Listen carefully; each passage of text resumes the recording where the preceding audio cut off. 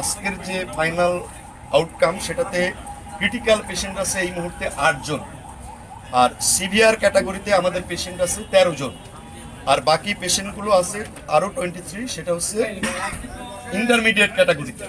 অর্থাৎ মোট 44 জন রোগী এই মুহূর্তে আমাদের ন্যাশনাল বার্ন ইনস্টিটিউটে আছে, ভর্তি হিসেবে আমাদের কাছে। এরপরে যদি আপনাদের কোনো প্রশ্ন থাকে, 44 জন পেশেন্ট এই মুহূর্তে আমাদের ইনস্টিটিউশনে ভর্তি আছে। আমরা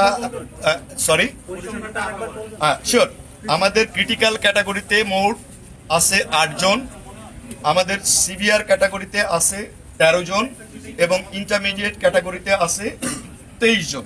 আমরা আসলে আজকে আমরা যেভাবে প্রসিডিংস গুলো করতেছিলাম, আমরা নিজেরা যেভাবে আলোচনা করছিলাম বা পেশেন্টের ম্যানেজমেন্ট করছিলাম, সিঙ্গাপুরের যে ভদ্রলোক আসছেন উনি আমাদের সঙ্গে বসছিলেন।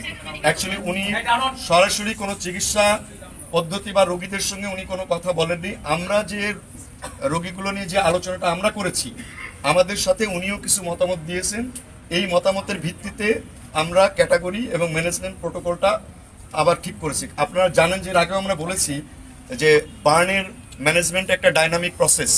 এই ডাইনামিক প্রসেসে অর্থাৎ প্রতি ঘন্টায় ঘন্টায় কিন্তু এইটা চেঞ্জ হয়। তো আমরা আজকে যে ডিসিশন হলো যে আমরা প্রতি 12 ঘন্টা অন্তর অন্তর এইগুলো নিয়ে আবার সিনিয়ররা সবাই বসবো, কিন্তু এই যে ডিসিশনগুলো আমরা দিব সেই ডিসিশন অনুযায়ী প্রতি ঘন্টায় ঘন্টায় আমাদের টিমগুলো তার ম্যানেজমেন্ট দিতে থাকবে। অ্যাকচুয়ালি বার্নের শিশুরা ডেফিনেটলি আমরা যেটা বলে থাকি এক্সট্রিম অফ এজ যারা শিশু এবং বৃদ্ধ যারা থাকে তাদের ডেফিনেটলি তারা ভালনারেবল থাকে।